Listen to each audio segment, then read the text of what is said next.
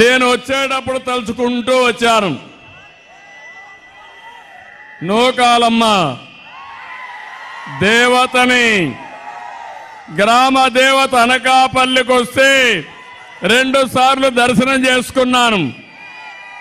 నేను ఇటీవల ఒక సంకల్పం చేశాను, మీరందరూ చూసుంటారు.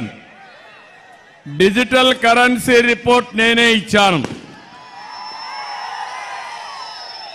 అదే సమయంలో నేను ఆ రోజు ఒక మాట చెప్పాను, ఈ దేశంలో అవినీతి పరులు ఉన్నారు, ప్రజల ఆస్తిని మొత్తం మెక్కేస్తున్నారు, ఎలక్షన్లో డబ్బులు ఖర్చు పెట్టి దేశంలో ఉండే సంపద కొంతమంది దోచేసుకుంటున్నారు. కాబట్టి 2000 రూపాయలు రద్దు చేయండి, 500 రూపాయలు రద్దు చేయండి, 1000 రూపాయలు రద్దు చేయండి. రాజకీయ నాయకుల యొక్క అవినీతి పోతుంది, మనీ లాండరింగ్ పోతుందంటే నేను ఈ ఊరికి వచ్చినప్పుడే 2000 రూపాయలు రద్దు చేశారని సమాచారం వచ్చింది. ఇది శుభ సూచకం అవునా కాదా?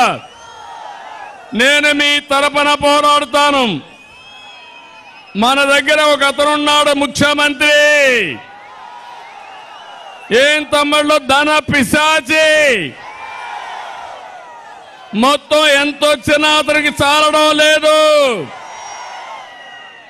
అతను ధన పిచ్చి కోసరం ఒక మాటలో చెప్పాలంటే కొంతమంది అవినీతి పరులు ఉంటారు, ఇతను డబ్బుల పిచ్చ. మొత్తం రాష్ట్రంలో ఉండే సంపదంతా అతనికే కావాలి.